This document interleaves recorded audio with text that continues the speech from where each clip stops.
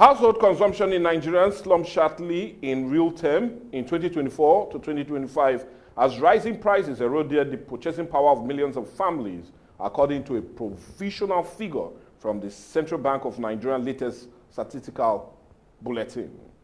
It is believed that the step fall in real household spending is consistent with the sustained double-digit inflation that characterized the year. Ever since, Nigeria seems to be going through a more difficult time, with even staple food items rose around the reach of many low-income earners, while the removal of petrol subsidy and exchange rate pressures filter through to almost every aspect of daily living.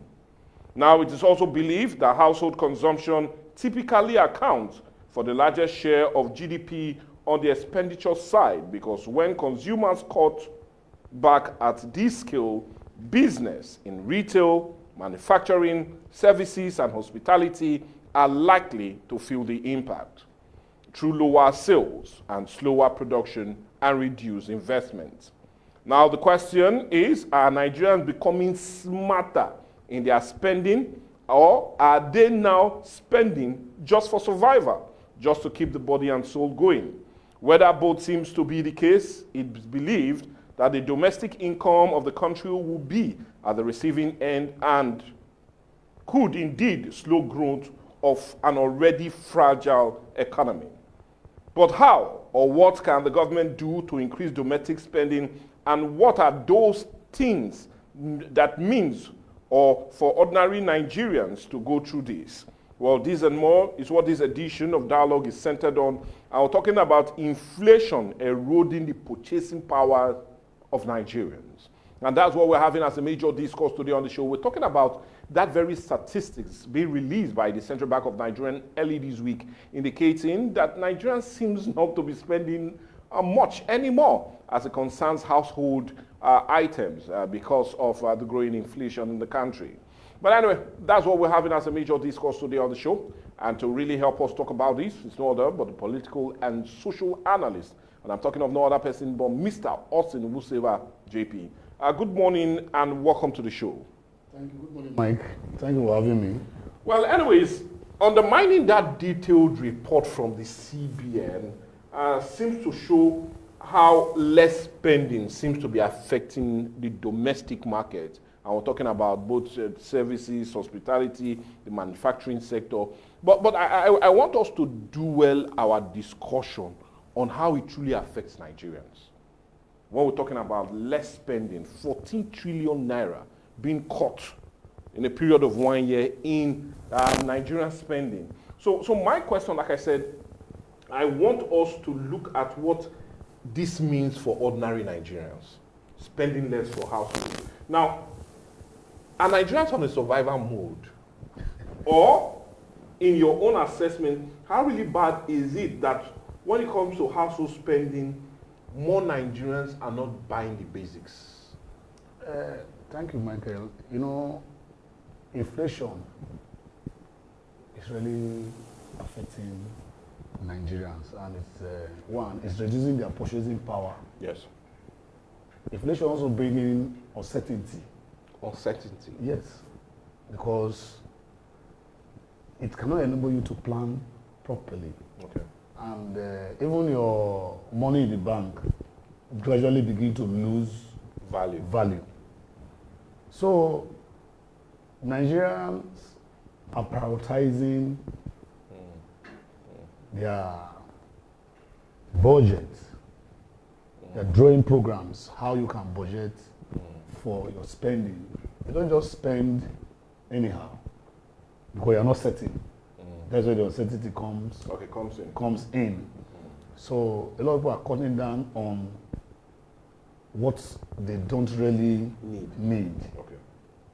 So that is the effect of inflation on our society. So are we now on survival mode? Is that what you're saying?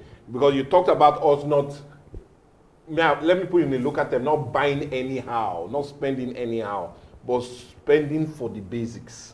You must draw out your budget. Nigerians are not planning.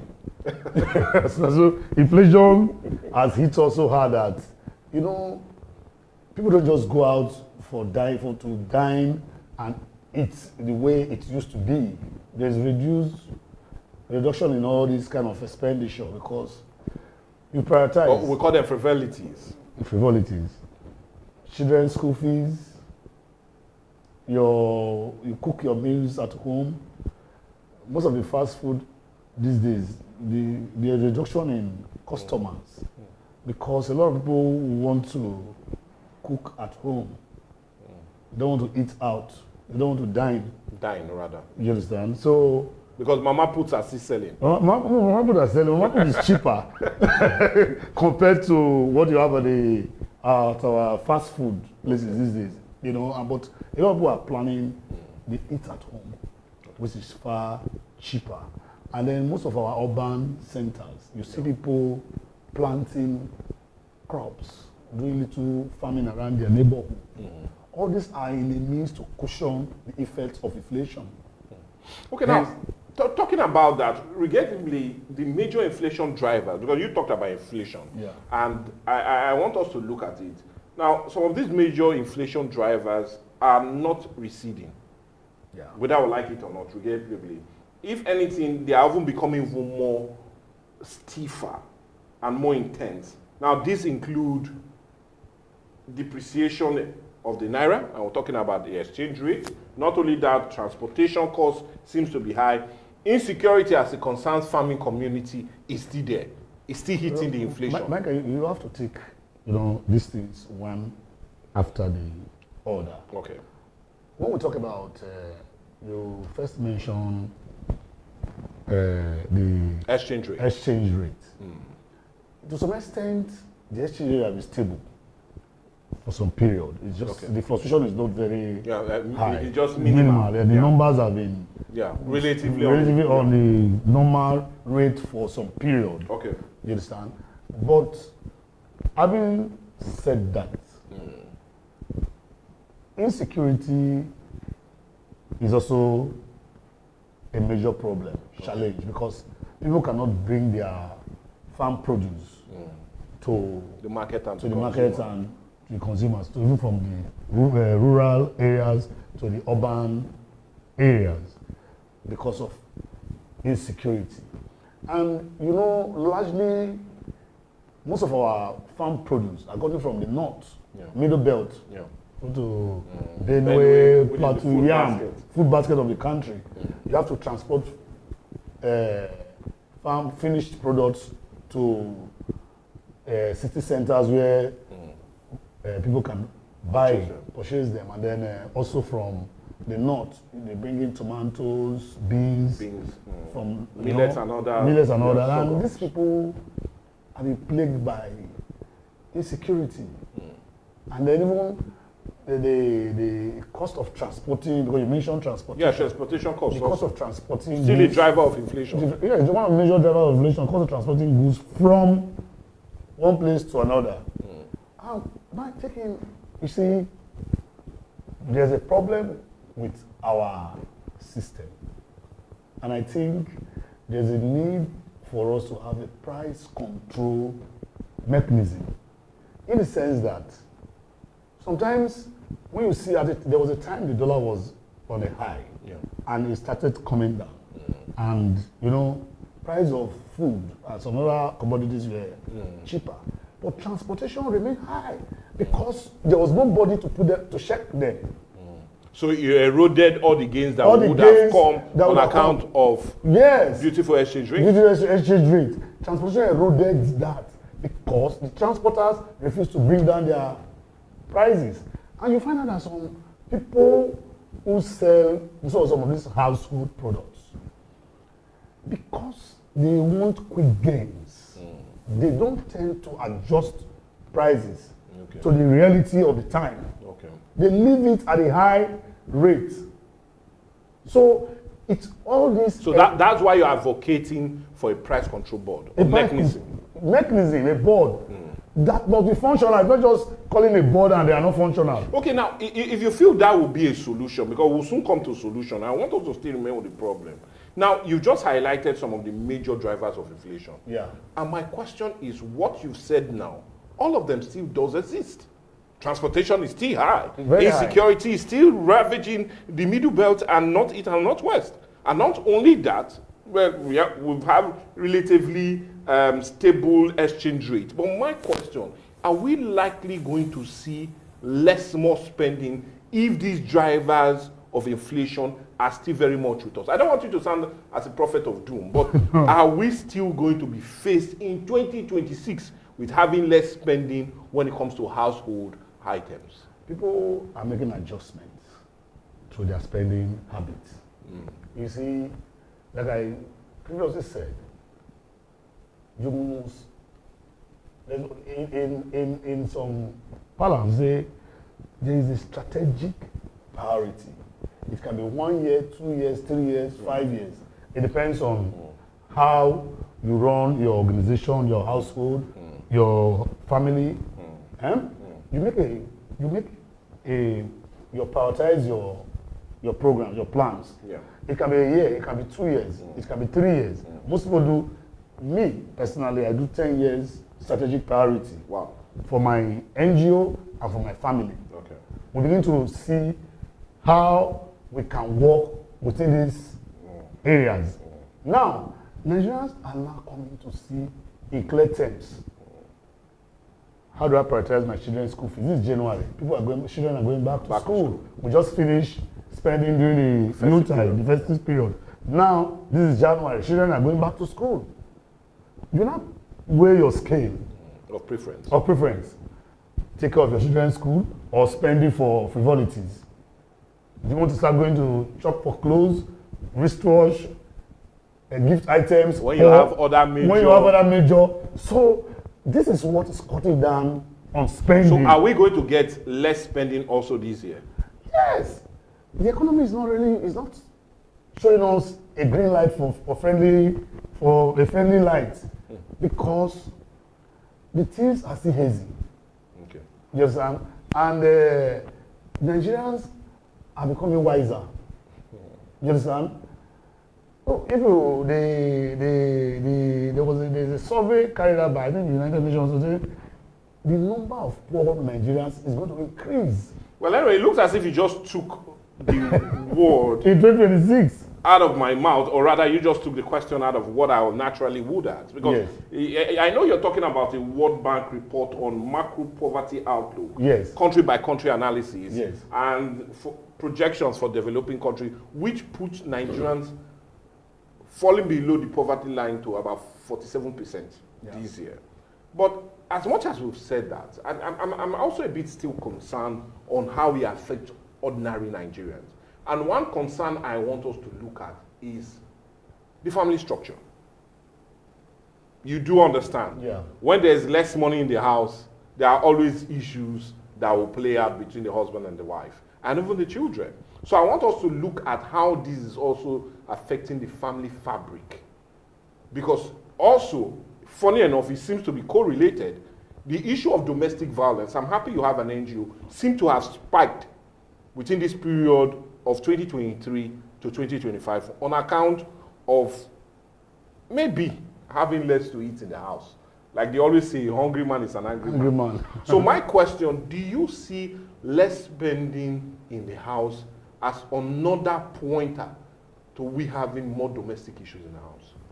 You see, the Nigerian system is the rich and the poor. Yeah. The middle class have been eroded. Yeah, most certainly. You understand? So now, it's either you are very rich or you're very poor. Or you are very poor. And when we are talking about this poverty, it's not that somebody that is begging on the road. No. You understand?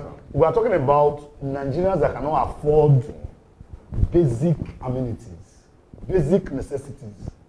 That's what we are talking about. We're not talking about people who fly planes, who buy expensive. We'll call them super rich. Super rich. No, we're talking about Nigerians, me and you. Ordinary Nigerians. Everyday Nigerians.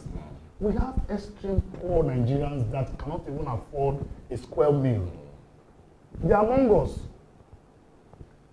So many of our unskilled workers, there's no measures to help them. Yeah. Nothing put in place to cushion The effect of all these all inflation the drivers. inflation drivers we are mentioning. You understand? Because one, you have to have money first before you're talking about spending. You have to have money in your account or in your purse before you talk about I want to spend. So when you see the World Bank report, you now know that the number of those that are poor are increasing in the sense that a lot of Nigerians don't have money in their pockets. So is it going to increase the breakdown of law and order in the family structure? Are we going to see more? Going by from your question about breaking down of family structure. Yeah. When Oga doesn't seem to have more to give to Madam. Sometimes, a lot of times, it affects the family structure because what you see, Nigerians, as it is, we have been used to managing these problems, this issue. It has overwhelmed us. So it seems there's nothing we can even do about it. Hence, Nigeria don't ask government questions. We don't hold our government accountable. In the sense that we are overwhelmed with the burdens befalling Nigerians. So, people tend to see how they can navigate around the system and see how they can survive. At best, they could. You understand? So, the middle class that was supposed to be asking questions is no longer there. So, because you must have something in your stomach before you ask questions. When you don't have, you wake up in the morning, you're looking for how to feed your family. How are you going to ask questions? And a lot of people feel when you ask questions, nobody's ready to answer you. So, what's the need to? And this also is one of the things that leads to apathy in voting. People don't want to come out to vote. People don't want to do anything maybe with the system, there are certain questions you need to ask. How to engage the government. But people feel unconcerned. This is one of the major causes of what inflation is. Now, still talking about what inflation brings and what is likely going to happen. In all honesty, we had a relatively peaceful festive season. Yeah. If you go around the country, that seems to be the narrative. And in Delta State, it was even far more better. But irrespective of that, that's not a true representation of how the year looked like. I'm talking about 2025. 2025, yeah. Crime rate also increased in 2025 more than it did in 2024. So my question, if we keep having less and having anxiety and having more people going hungry, are we likely going to have an increase in the rate of crime rates? One, like you said, there was relatively peace in the festive period. Let me not put it the last quarter, the festive period. That is as a result of the interference of the United States. Okay. You understand? The interference of the United States and they bombed Sokoto state. This human psychology. When they felt that American is intervening in the Nigerian security situation, a lot of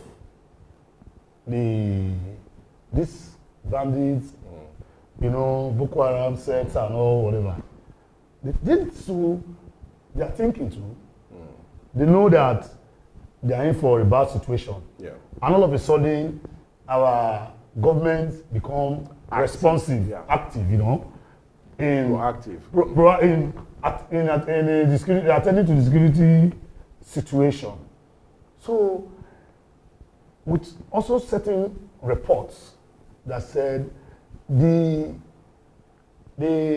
financial base and the how do you call it, the logistic base of these terrorists was highly struck by the United States attack. It tends to play down on their activities. Okay. There's no way to regroup. You know, it becomes difficult. Yeah. And most of the neighboring countries, they also came out for fleeing insurgents, bandits and insurgents. So it, to some extent, reduce the attack on innocent Nigerians, farmers, and all that. Going forward, America is saying they are very much interested in more attacks. More attacks. There was a conversation we had recently as regard this. Nigeria was overwhelmed with this security situation.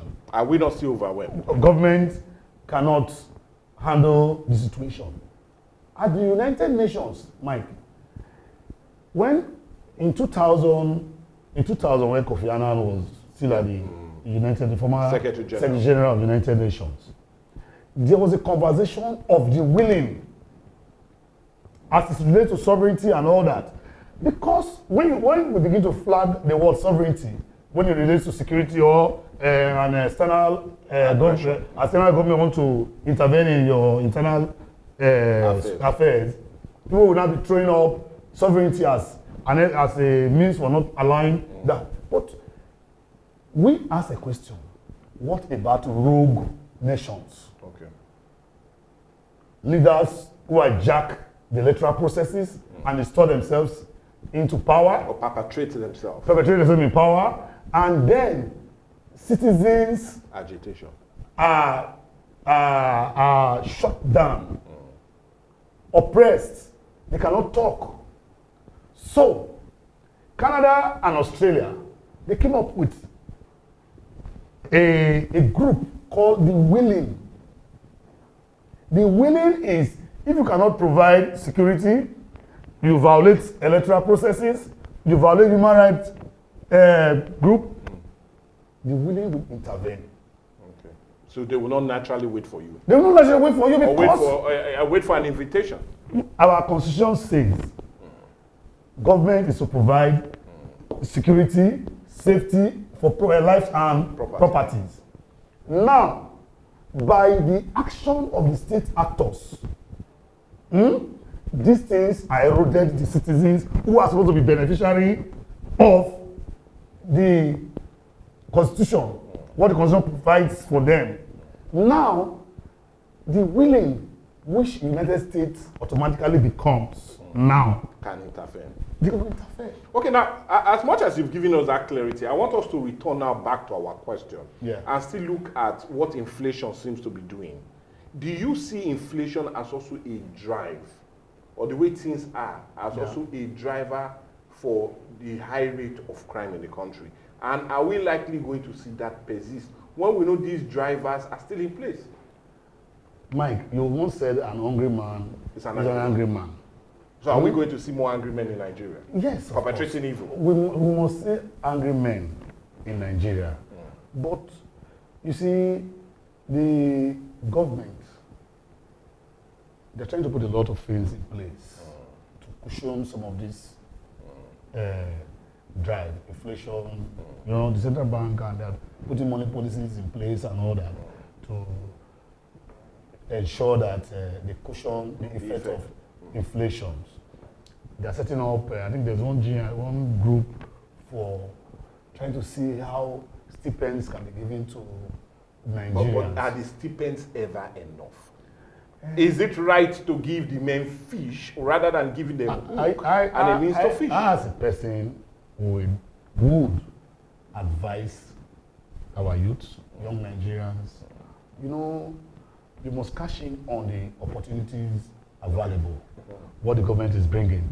You know, so you're not left out. You are not left in out. The largesse, not just the largesse. You are not left out because you must seem to be planning for yourself.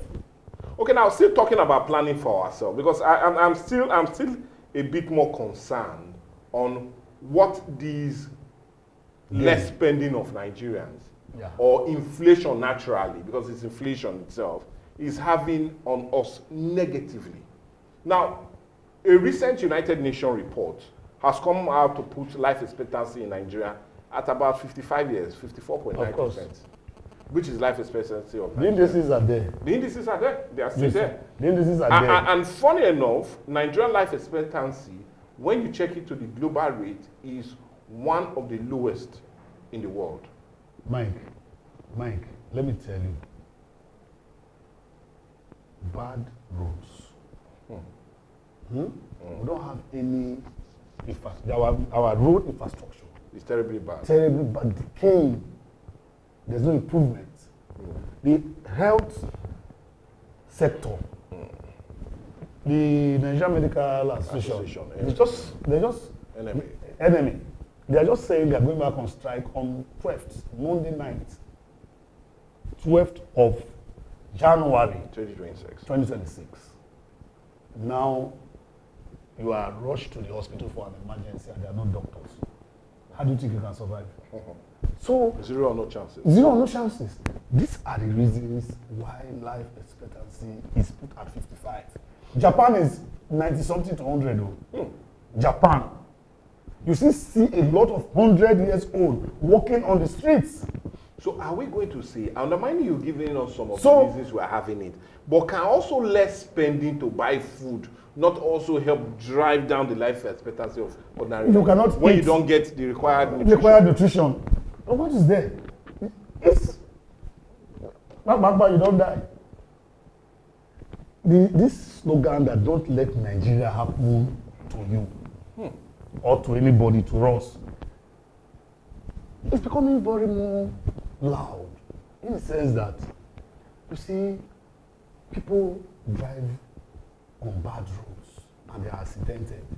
When you see dead people on the road due to the cost of bad roads, or they are kidnapped on the highway, attacked by armed robbers on the highway, you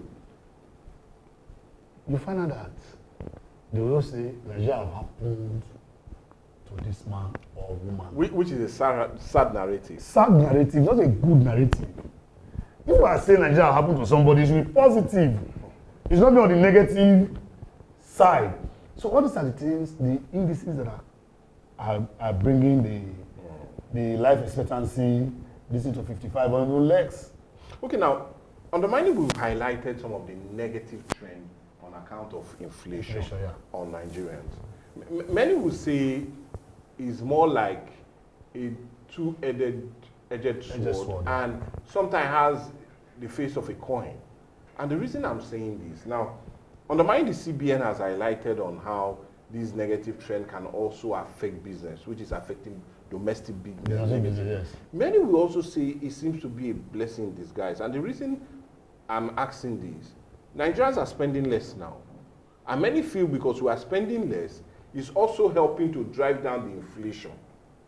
Because if you look at the inflation for October of 2025, it was put at about 16.04%. It has now come down in November to 14.14%. Yeah. So would you say less spending of Nigeria is also a blessing to help drive down the cost of things? Because when you have less people spending, there's every indication that the inflationary trend will reduce. It's not a blessing, Mike. It's not, don't say it, because we are supposed to enjoy life.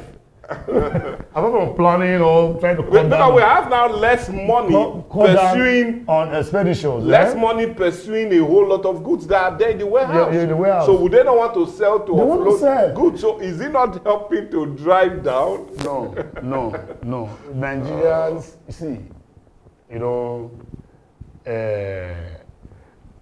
once you are giving birth to as a man or a woman, you're supposed to enjoy life. Because you're not made to pass through life with pains. You understand? The basic necessities, amenities are supposed to be provided for by government. You understand? Government is supposed to do roads, build schools, hospitals, other infrastructures that can make life meaningful. But not to pass through hell on earth. No. You see, citizens in some climes, government provides housing. No matter how bad it is, you must have a shelter over your head. You understand? And then Food. Mike, which is important. food is lazy, food is cheap. I was in how much do you buy a full chicken in London? It's not cheap. It's not nothing compared to what we buy here in Nigeria. You understand what I'm saying? So we're supposed to be heavily into agriculture. Okay. Rice, beans, all these are cheap things. They're not things that we should see as luxury. Bag of rice should be by 100 and something. No. It should be less than 50,000 for 50 kg of rice.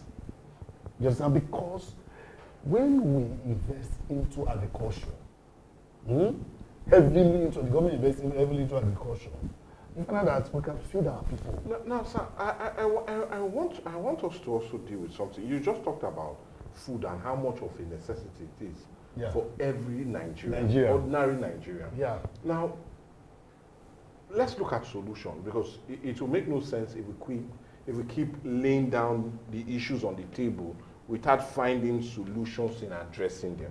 Yeah. Now, we on Dialogue, anytime we're coming on set, we do our investigations.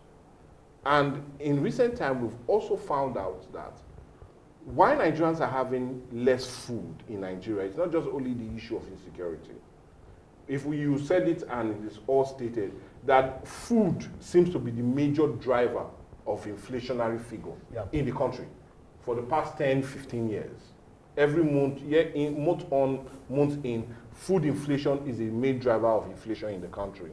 But there's this investigation we on Dialogue have investigated, that it looks as if undermining, yes, we're having issues of insecurity when it comes to food. More of the food we seem to be getting is also being shipped to other neighboring countries. And the reason for it is that their exchange rate is better than ours. If I can take a 50 kg of rice and sell it in CFAs, in somewhere like Benin, Cameroon, where the CFA seems to be higher than the Naira, if you do the exchange at the end, you make more than 100,000 Naira in profit. Will it not make sense selling it to other neighboring countries than in Nigeria? So my question is, what do you feel government need to do to end this push of carrying food here to other neighboring countries? It exists. We could still remember in the beginning of this very administration, it was almost being pushed that the border should be closed for food not to be taken to other African countries. This present administration think towards it, almost did it if they did not do it, especially after the junta taking over from Niger.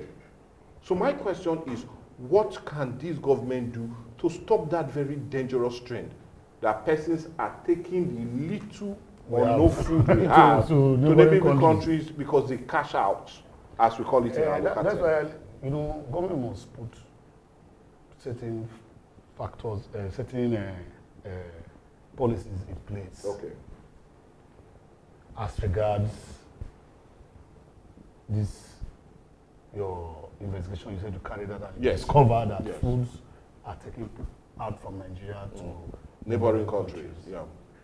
Strengthen our border security.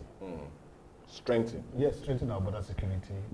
Put policies in place that will check that. But again, you cannot really stop businessmen from making profits. Okay. You understand?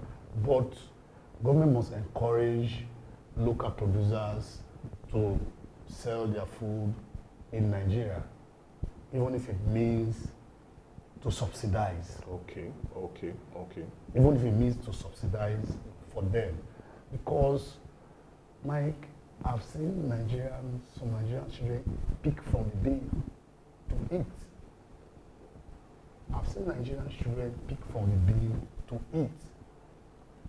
Let us take some of our staples. Bread, for example. Okay. You understand?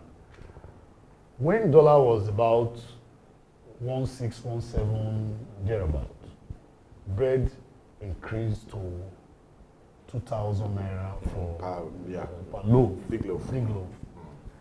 And from my own findings, I'll discuss it once here with you. Prices begin to come down. Even flour Yeah. begin to Sugar.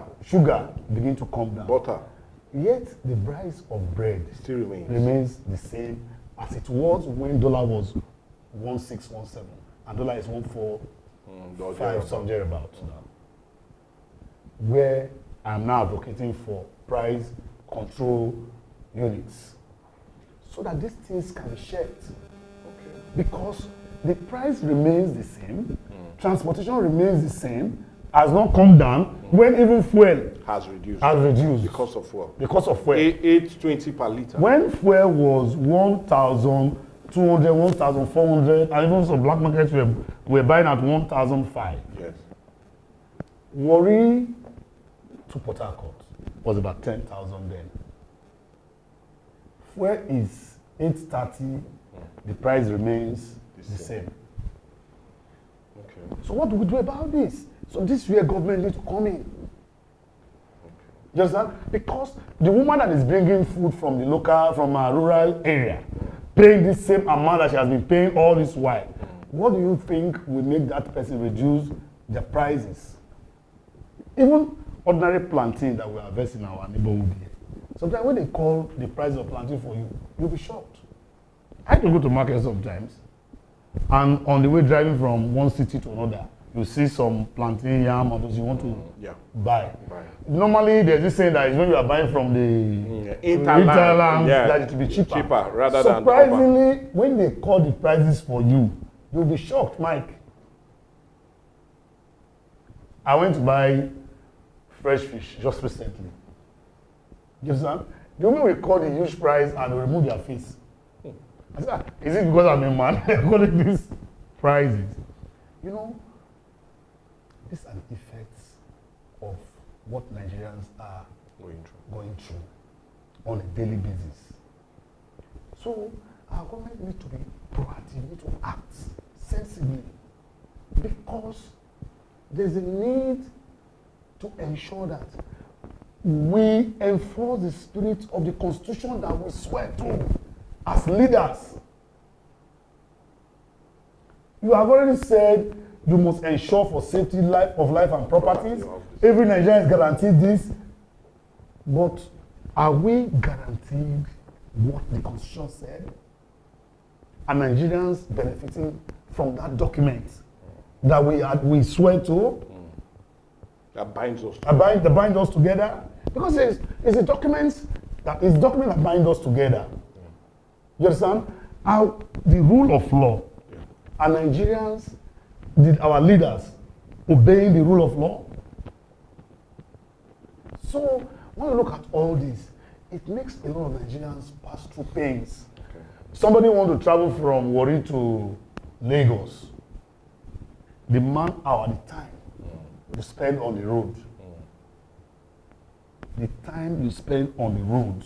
Then, again, sometimes when you blame the transporters, you come back again and consider for them the cost of repairs, maintaining of vehicles.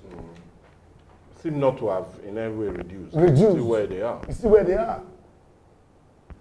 You understand? The time you spend on our roads, you want to travel from one location to another, you begin to pray to God. Are you supposed to pray before you travel? If the roads are good. So these are the things, the factors that are causing Nigerian pains. And the government needs to act now. Okay, now still talking about acting now. Now the World Bank has added that poverty is estimated to be about 52% in 2026, which is kind of a green projection for Nigerians. But I don't want us to be weary, but to rather talk about what the government needs to do now to see how they can increase the purchasing powers of Nigerians. Because we will not be having this discussion if we do not try to see what the government can do. Government must create jobs, Mike. Government should start creating jobs. There must be job opportunity for our young Nigerians. To make the cash go round. Not just the cash go round, so that they can be able to take care of themselves. Government must create jobs. Government must encourage our local industries to strive. Encourage manufacturers to do business. Should subsidy be 18? Should they think towards the way of subsidizing most of these products? You see, it's not just saying subsidizing. make credits available to business owners. Okay. You understand? So they can do business. Because, you know, the rigors Nigeria pass through to get money to do business from our banks is another problem for another discussion. Yeah, for another day. Another day. So, government must see to it that Nigerians are availed credits to do business. Okay. And again, too, as Nigerians, we must also be responsible to pay back credit that is availed you. You know that you just see it as you're part of national cake. National cake. Because some people see the credit availed to them as part of national cake. That's also another problem of Nigerians. Should that not be the way to go rather than giving poor Nigeria stipends? Is it not better to use those monies to indeed put into microfinance banks, into SMEs and all of that to help show up the business rather than giving them stipends at the end of the month, which do not translate? I studied something in India. A few times I've gone to India. You see how they revived their economy. Alien economy. As of then. As of then.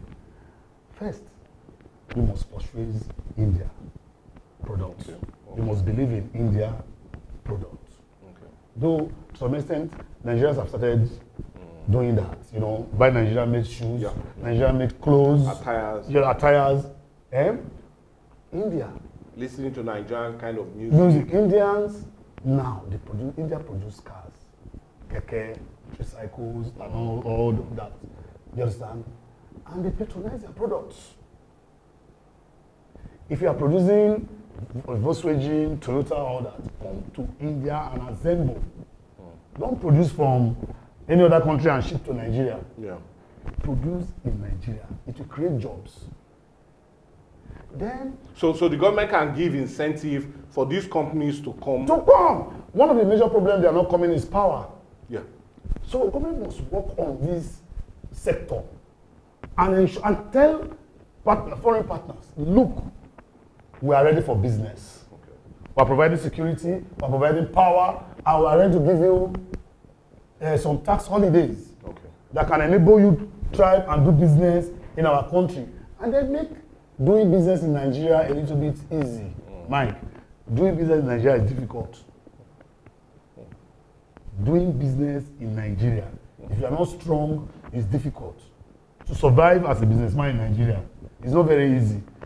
So many regulatory bottlenecks that you need to pass through. You understand? To be able to do business. And there are some times, Mike, let's take for example some of our big organizations, Nigerian Port Authority, NPA, NIMASA, and NNPC. Sometimes people submit bids and their documents get expired before the bids are opened. Because of flawed systems. Okay. You understand? Imagine you put in a bid and your certifications get expired before the bid itself is opened. Have you not failed the bid? You have. So all what you have put together to ensure that you do business has been jeopardized.